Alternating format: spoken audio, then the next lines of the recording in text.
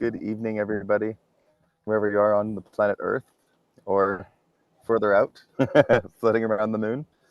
Um, Welcome to Courses for Spirit. This is our Sunday meditation practice and discussion in service for helping us to connect with the all things spiritual and hopefully creating those ripples of joy and peace into the universe. I'm Dr. Jeremy, and we have with us today I'm Mike. Mike and Mason. Hey, Christian. Yeah. Say hi, Mason. Hello. You guys can hear me, right? Okay, great. We can hear you. Hello. Yeah. Okay, good. So I'm up in the mountains, so the reception may come and go depending on satellites and etc. And this morning I thought maybe it might be a good idea just to start off with a practice and we can get into some discussion. So this is a practice which one of the things it does is it helps to synchronize the left and right hemispheres of the brain. And sometime in modern terms, it's called hemi-syncing. And also it's very nice to help us in a somatic kind of way as well, bring our body into the center, bring our mind and our consciousness into the center. So the practice begins by putting your two hands out, just out by your side. And so as if you're kind of holding on to something in both palms, facing up. And you can keep your eyes open or you can keep your eyes closed. And for you to choose one of the hands to represent the past. And once you've done that, just feel that hand and feel the weight of your past.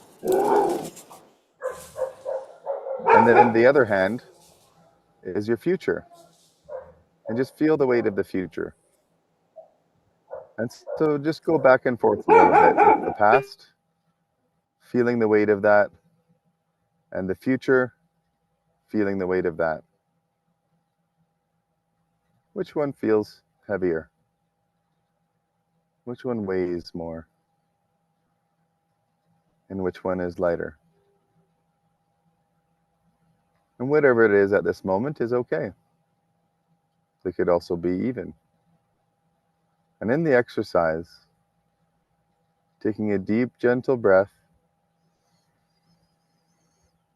and very slowly start to bring your left and your right hands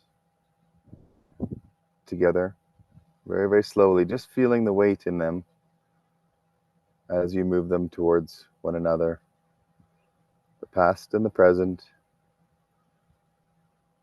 past and the future, everything coming together. And just before your hands touch, notice the feeling between your palms and take a gentle big breath in. Let it go whenever you want to. And as you let your breath out, gently connect your hands together in the center.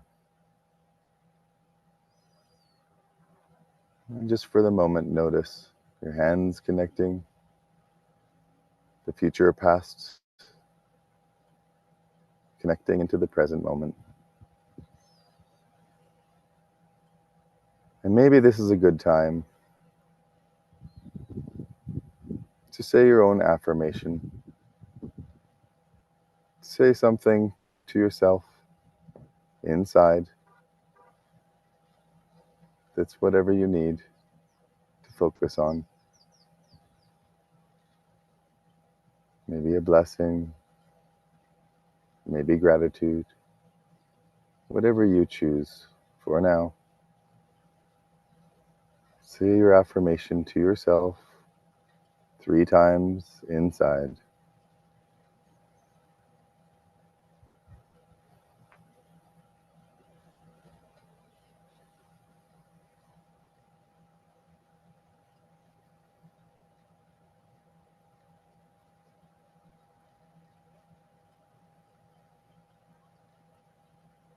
And when you're ready, coming back to your palms, taking a big breath and gently rubbing your palms back and forth, just creating a little bit of change and opening your eyes, moving around, coming to the room and the space.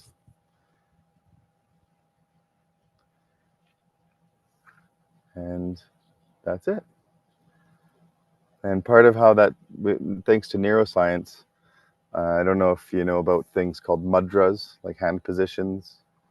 Well, there's actually quite a old science in the yogic sense, and most of esoteric practices have versions of that, even in the Christian sense, right? I mean, Christian sciences. And so what they've now found with neuroscience is that depending on what we do with our hands, it creates electrical changes in the brain, subtle ones.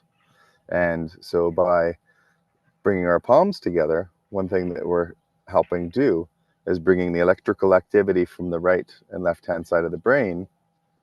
We're helping that electrical activity go into the center. And in a similar way, if somebody is focusing on the point between their eyes, also does a similar thing. Not exactly the same, but similar in bringing the electrical activity to the center, where our smartest brain is, really. And yeah, so yeah, for discussion today, what were you thinking? I was wondering about the affirmations.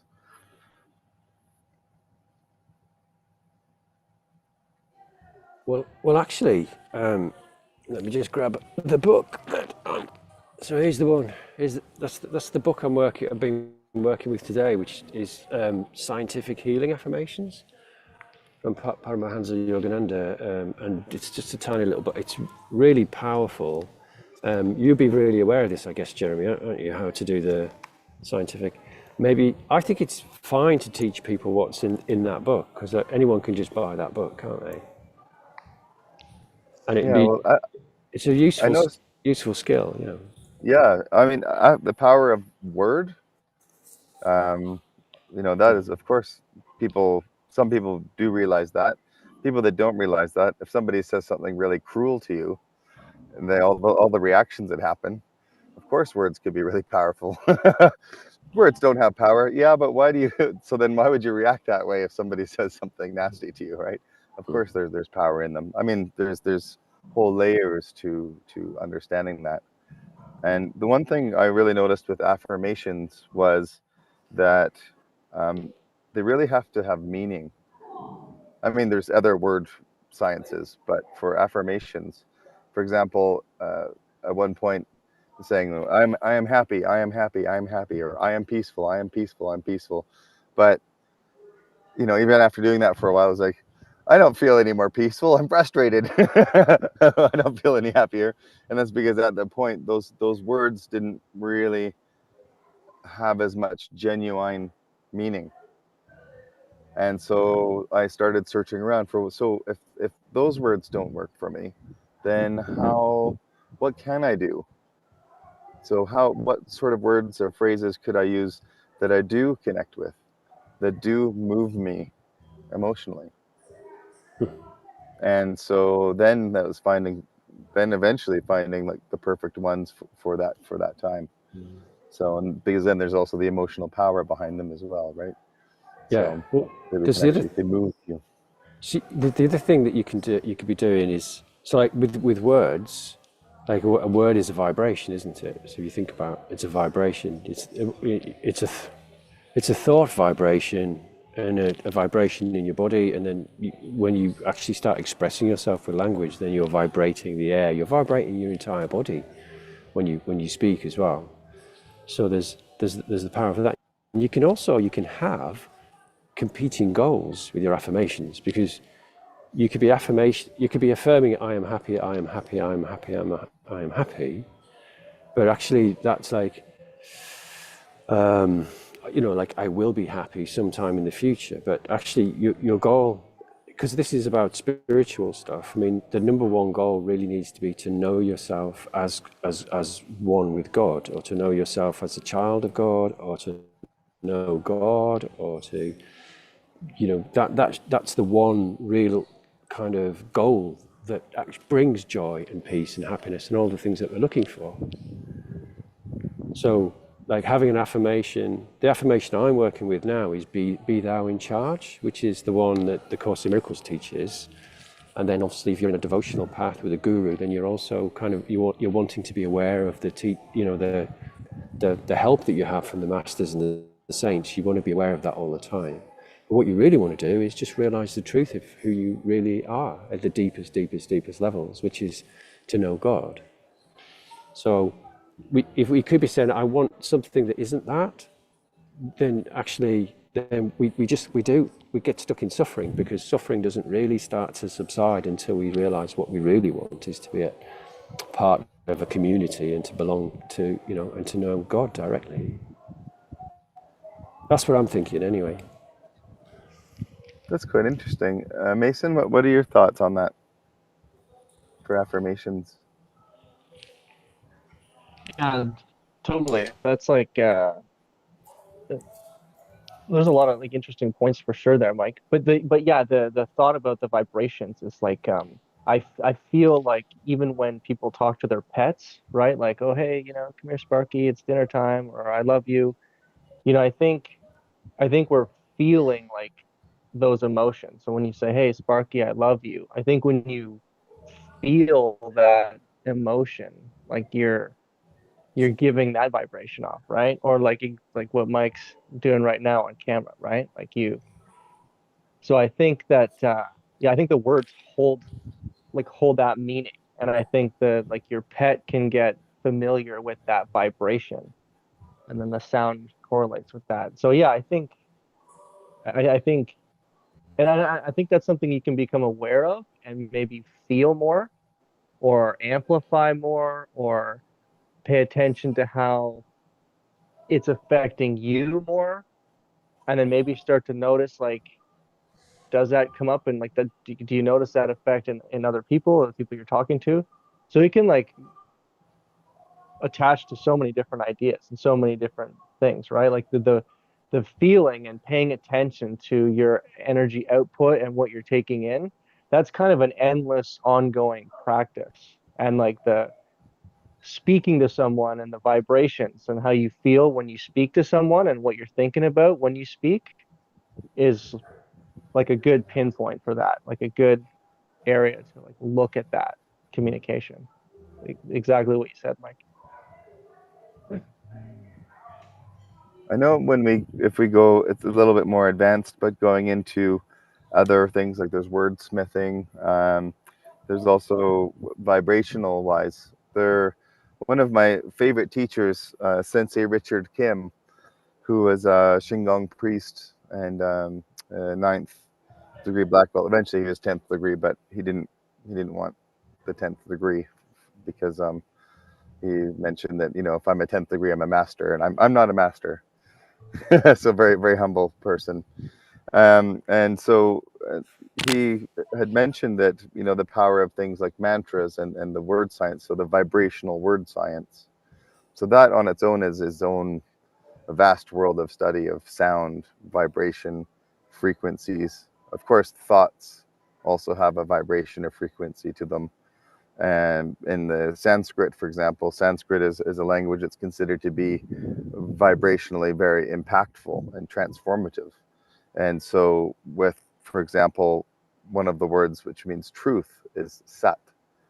And so somebody could utilize that as a mantra, saying sat, sat, sat, sat. And this is according to Richard Kim, Sensei Richard Kim, O Sensei. He mentioned that, you know, but be very aware if you are starting to work on that level, to be very aware and understand what you're actually working with.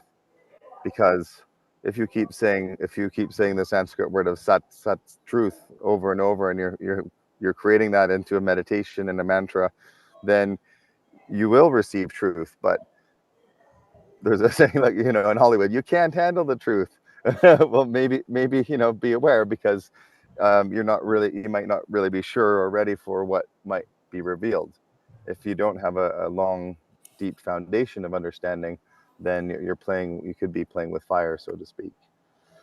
And another part that he had mentioned, and some other teachers over the past, was where we focus. So if we were to focus on our, which I believe in theater they do this as well, and they'll focus on the liver, which has certain emotions, and so when they're speaking, they'll be focusing through the liver. And I think Kiara might speak to that as well. And so so for their teaching, it was not Kiara's, but they were sharing different, basically focusing on the different levels of our body. So very easy one, if we focus on our heart and then we speak from there, then the heart energy vibration is also being endowed through our speech. Yeah. As well. Yeah, safety So, there. The safety in your heart. Moving into the vibration of the heart. It's a safe place to be when you're communicating, because you might communicate things that are maybe slightly off. But if you're coming from your heart, at least then there's a connection, and you can work it out. Because there's lots of communicating with yourself, knowing yourself, and communicating with other people. It's not the easiest thing to do in the world. And also there's a thing where there's been an increased tendency since we've had smartphones and social media for there to be quite a polarized kind of thing, where people find it difficult to listen to somebody who's got a very different opinion to themselves.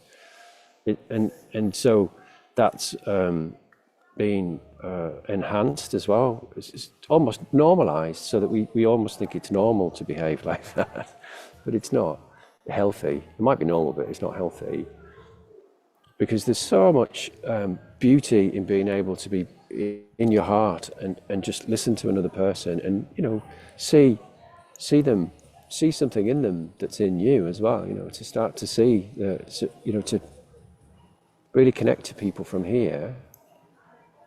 And about you're not giving yourself away. You're just connecting from your heart, that's all.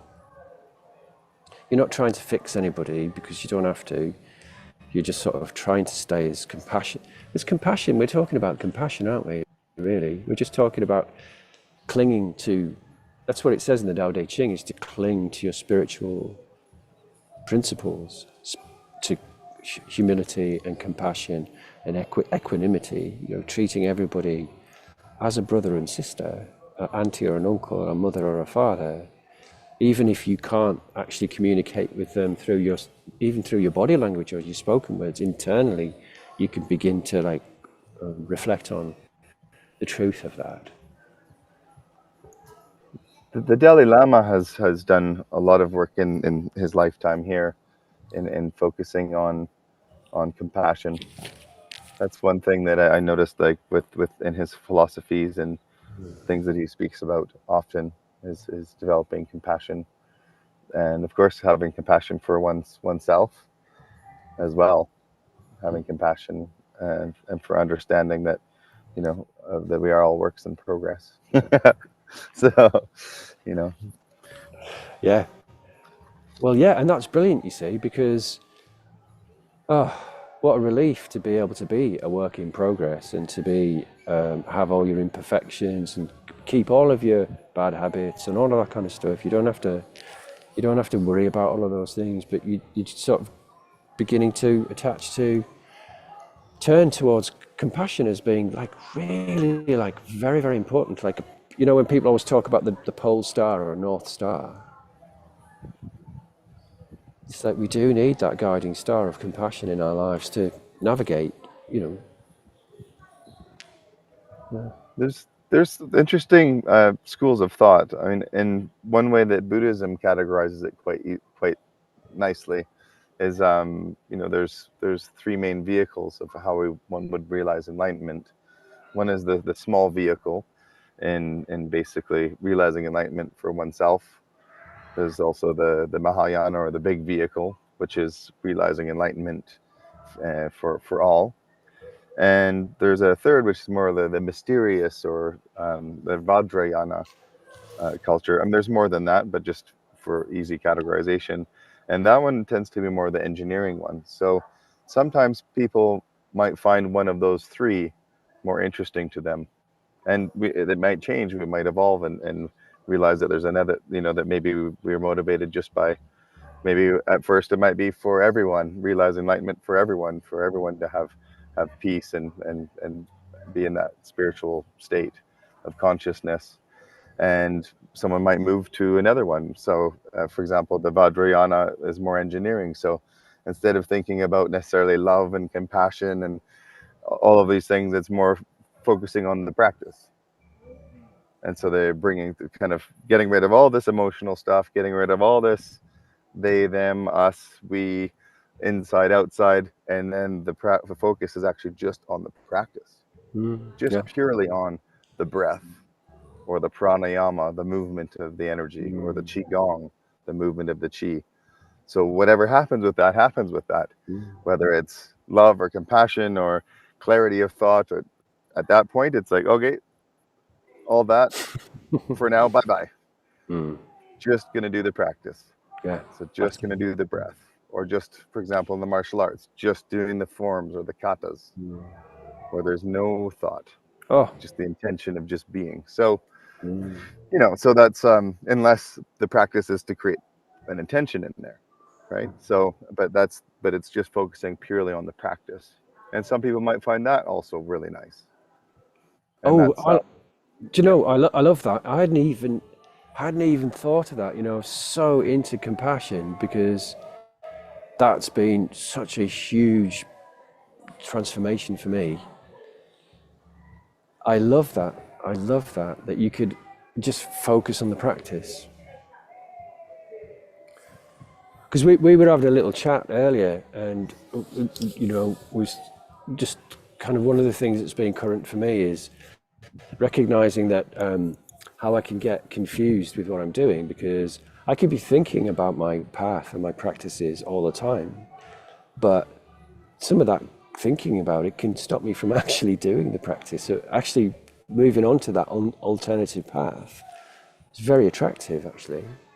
It's just like, okay, there's going to be a part of my experience where I am just doing the practice and I'm not thinking about how this connects to the shifts that are happening globally and the global awakening that's happening, because there is a global awakening happening, and people are recognizing that. That global awakening, what is that? That is where you come out of this separation consciousness, where you think that somehow you're separate from others and that there are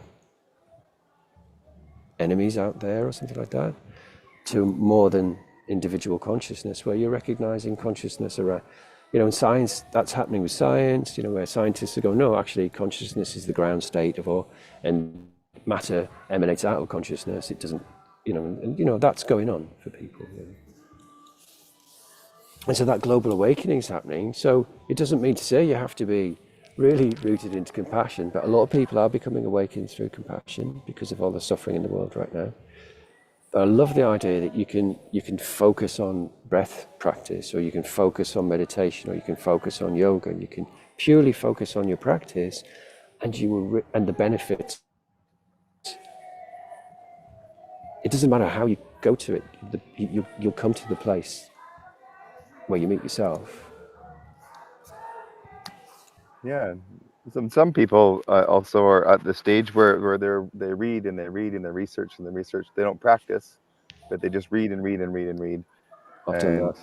Me too. Yeah, and that's and that is great as well, right? And it's to not get into the old Sanskrit words for that particular practice, but it's that is also considered to be a practice and a path to realize enlightenment. It's through a book study and through learning in that sense, right? And so a long time ago, that was a bit more what the Brahmin class would do. Back before it was us them kind of class system.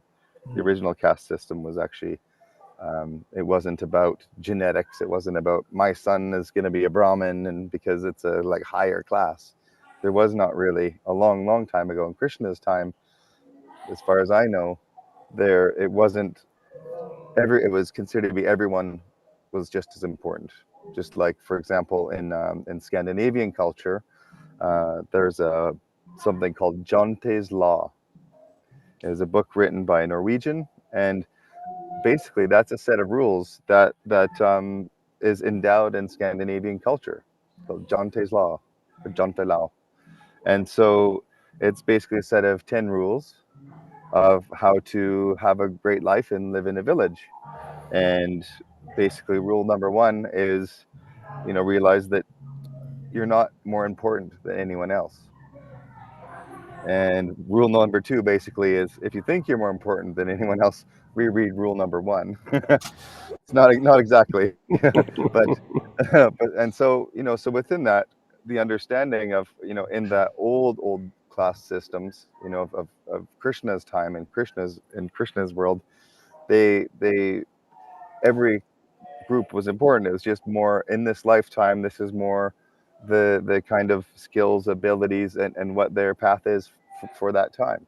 So someone might come in from a family of Brahmin and go into the merchant class, and so it's not a lower class. It's they're all parallel. They're all tandem. Mm. And so the same thing with in Scandinavian culture, for example, if somebody is someone who collects garbage and removes garbage, they're not lower than anybody else. In fact, if you were a chief executive of a massive corporation and you didn't have people taking garbage away, how long would it be until your offices were a cesspool of filthy garbage? Mm. It wouldn't take long. So and that's where in North American culture I've really noticed, coming back to noticing there's this kind of a middle thing, but there's still a little bit of that of some kind of strange class system here. So it's very interesting. But in essence, that everybody in what they're doing is an important part in the whole thing. It's sort of like an old Taoist sense that if a wheel is missing one spoke, it wobbles. Sure. I like that. Yeah. Yeah. So what Well, do you think, Mason? yeah. Oh, Yeah, sorry. Mason. No, Are go, you Mason. are you were you more like in book study or practice, or how does that resonate with you? Yeah, both are like super strong. I mean, I've I I've felt the I felt the how would you say, where I've read books and I've watched 10 documentaries on one subject, and then I go to try to practice that subject, and it's completely different than the 20 hours I've already invested in. So like studying is super important, and it's really good. Like that feels good for the mind to absorb. But then the practicing, like it just shows you how like powerless just studying is on its own. So I totally think like trying to balance them as much as you can is like a good goal. And I think you become aware of that goal like eventually. And yeah, studying leads to great conversations with other people, and practice like creates this really interesting conversation like with yourself, which I guess then you could talk to other people about. But yeah, they're like totally different paths. But like you said, Mike, like you kind of get to the same place. Like it's like a place you arrive. It's like maybe it's another realm or a state of being or this cool, creative, imaginative space. And yeah, yeah, giving life to that space is good. Yeah. Practice and study are like both important, I think. Yeah, yin and yang. Well, there's sort of a kinesthetic part to practice as well, and not necessarily always like physical. But for example, I know you really enjoy like qigong, right, Mason? Qigong kind of Tai Chi stuff, Sure. and Yeah. so one thing is like reading all about the channels and the meridians and and the way the chi flows, the energy flows, and then that's one thing. But then when you're actually doing that practice, then whether it's an internal or because there are practices where the energy is just moving internally. It looks like you're just sitting, Yeah, but or standing, and there's other ones where you're actually physically moving. But just by doing that, there is quite a lot of change that happens, for using our sure. body as an antenna, more or less, that we're like charging it up. Yeah. And then I said like how study and practice are like two separate roads, but at the same time they also synergize because like as you're doing qigong, like you're picturing the channels and the meridians. Like I try to imagine it in my mind, and then I picture these bioelectric or electricity going through the meridians. And then it's like, oh, well, like what is bioelectric electricity we have in our bodies? And you try to read that, study that, imagine. So they synergize and they take you to places. But that's also the whole world we live in, right? That double helix DNA thing.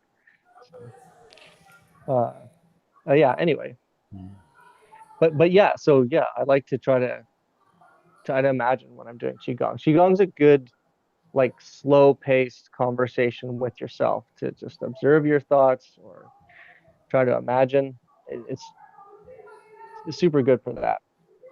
Um, it's also good for what you guys were talking about earlier. This I have written on a sticky note, like observing and being. Like what even is the difference? And I write things on sticky notes when I want to think about it for a while and just to think about the same thing over.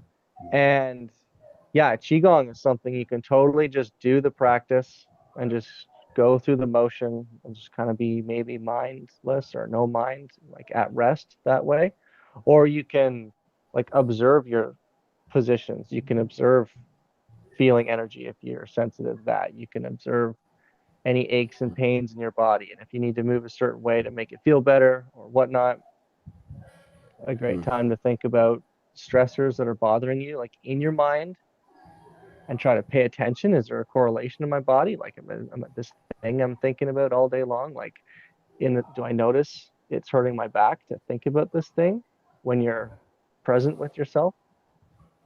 I love Qigong. It's beautiful. That's what I have to say about that. Well, when I was listening to you describing your experiences with Qigong, what occurred to me is how having these practices is like a place, even though the practice might be quite an active one, it's like a place of rest where you're focusing on the practice. So the rest isn't from actual activity, the rest is from really paying attention to the like busy mind or or the difficulties of life, all the kind of responsibilities and worries and doubts and fears and stuff. You just sort of take refuge in the practice, because when you're doing the practice, you just think you're, you're, yeah. It's like a place of That, safety. That's how it seems to be. When you were describing from my own experience of martial arts, which I don't practice, I don't do the martial arts stuff anymore. right. So because there's another practice which calls me more and more and more, which is just is realizing that the reality that peace is the reality. And I mean, the peace is here now, and that this is where we live, and this is the reality. And so there's this just coming into that peacefulness is like and a sense of sense of joy and peace. That's a nice practice which can be done just by looking at things like trees or blackberry, or like, because I've got a dog staying with me, and it's absolutely blissful. She's just the contact of the dog on the settee. So that's a practice as well. You're like you're connected to something, the dog, whose life force is like just in the present moment. So by touching and tuning into him or her, like you're tuning into that which they are tuned into and like living by that presence, right? And I think whatever practice it is, like meditation, yoga, walking meditation, talk therapy. I think those practices where you get into your body, like the surrendering of the mind, like the stopping of the mind is what is like the gateway to that blissfulness. It's like, oh, like this like steam engine that's going all day long, like processing information. And whoa, I just got 25,000 ads today, and this thing my dog keeps doing, and my mom keeps saying this thing to me. And it's like, that's like, I feel like your brain is like the muscles in your body. And if you're lifting weights all day, you're gonna like really burn out. So the brain acting like a pump like that, as you begin to notice, like when you take a practice and that thing stops, that feels like so relaxing. And I think that's how I think about it every time I start any practice. Yeah, sure, Mike. It's interesting because it's so unique for each person and where they're at that time. I've like for example, music, right? Sometimes music can be really stroking of the nervous system and calming it in that sort of gentle way. I mean, some people, they actually find that with heavy metal, they might find that actually helps them feel calm as well, right? And so some people, I do know one person that actually, when they do spreadsheets, there's something about spreadsheets that just helps their nervous system really settle, and it helps their mind really calm, their thoughts, all those thoughts and worries just melt away as they're going through the spreadsheet and just inputting data.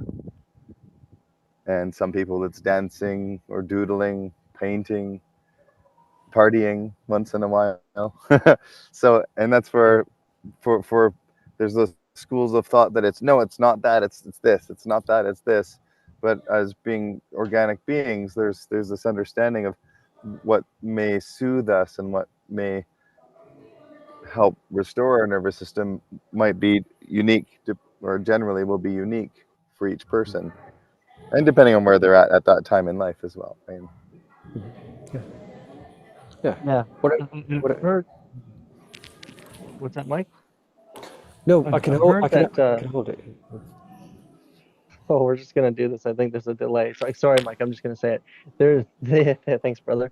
Okay, I think, and I don't know if I had to reiterate this perfectly, but like, yeah, different people at different places, and like how we have maybe different uh, ailments or conditions or thought processes that translate into energy blockages in our body, and sometimes we need those energy blockages stirred up, right? And so say someone's got like a buildup in like anger or emotion or such, like down in the core energy centers, like these like rock concerts and drumming and heavy metal and music like really stirs that energy center up. And then as you go like up through the chakra centers in the body, like stringed instruments open up the heart, bell instruments open up the throat and the crown.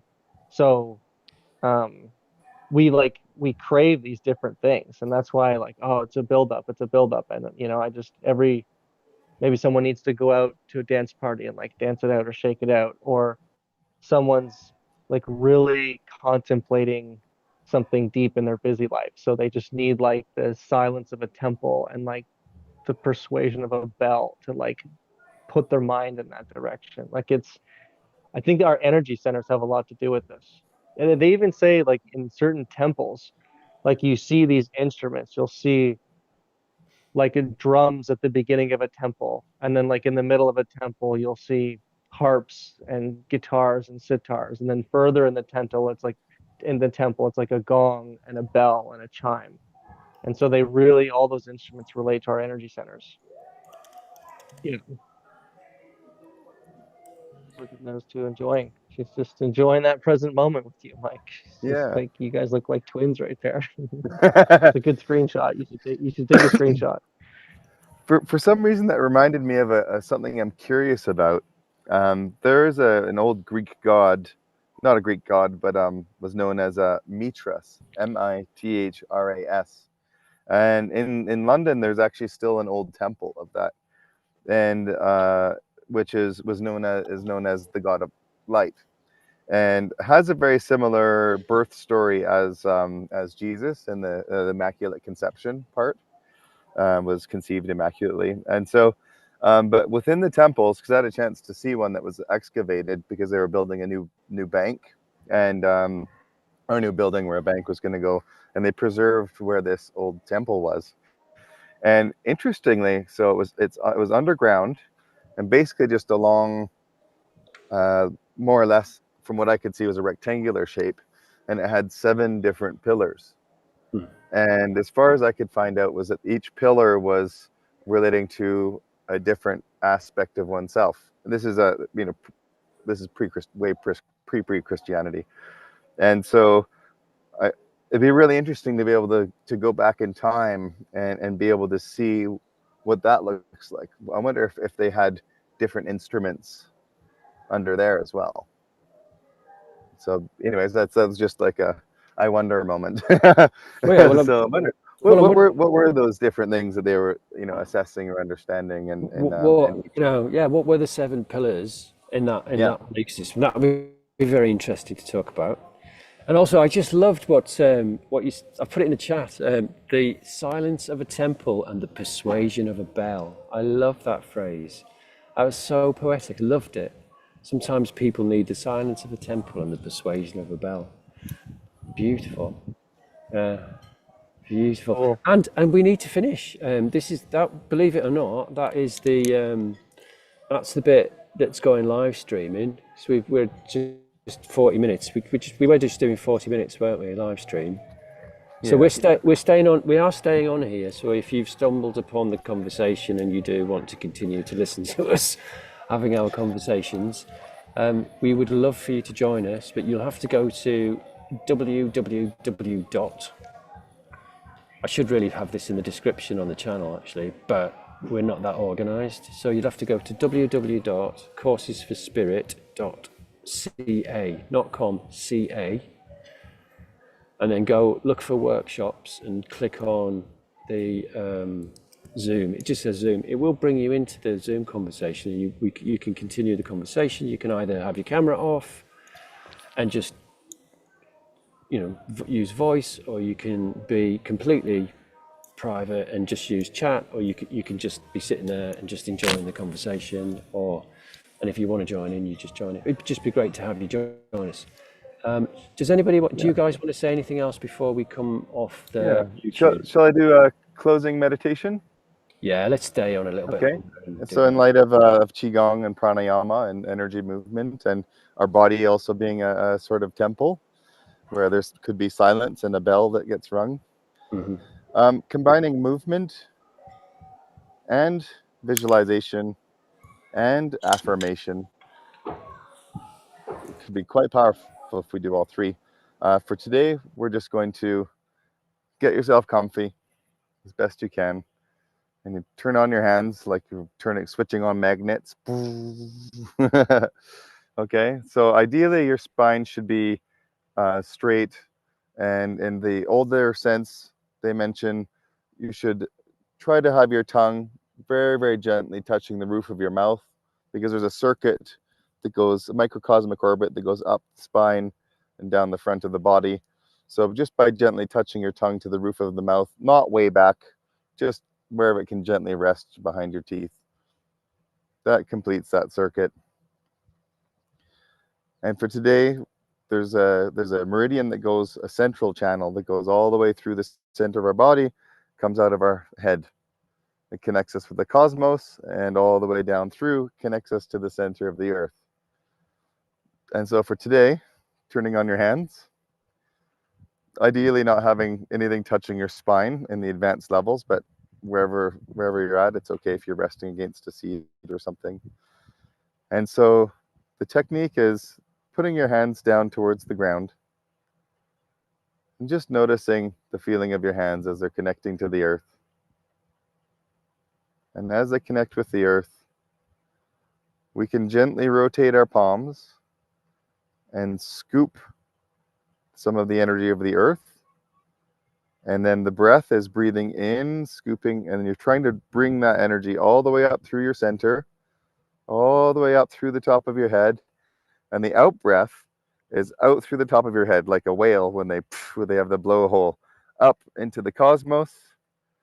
And then again, rotating the palms, gathering the energy of the stars, breathing that in through the center, top of the head, and breathing it out all the way down to the center of the earth. So let's do this 3 times. Ready? Touching the earth, rotating the palms, breathing in, collecting up through the center, and breathing out through the top of the head to the universe. Collecting the energy from the stars, breathing in the head, all the way through the center and down out through the center, down to the center of the earth. And doing that again, rotating the palms, breathing in, bringing it up to the top and out through the top to the stars. Gathering the star energy, bringing that all the way through our center as we breathe in, out, down into the earth. One more time on your own. Breathing in and pushing it out through the top to the stars. Breathing in, collecting the energy from the stars, bringing it in and out all the way down to the earth. And just for a moment, rest your hands, rest your arms and your body. And just feel.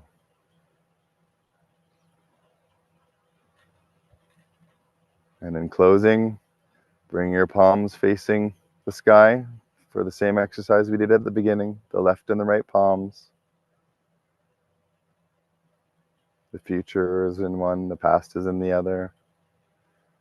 Noticing the weight and the electricity. Very gently bringing your palms towards one another, bringing the past and the future.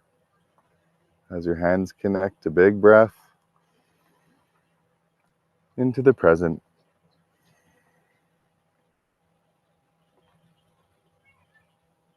Just noticing your center.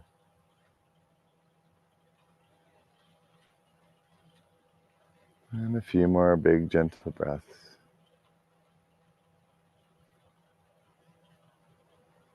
Gently rubbing your palms and preparing yourself for the next part of the day, whatever it be, whatever you may be up to. Thank you, everybody, for joining us.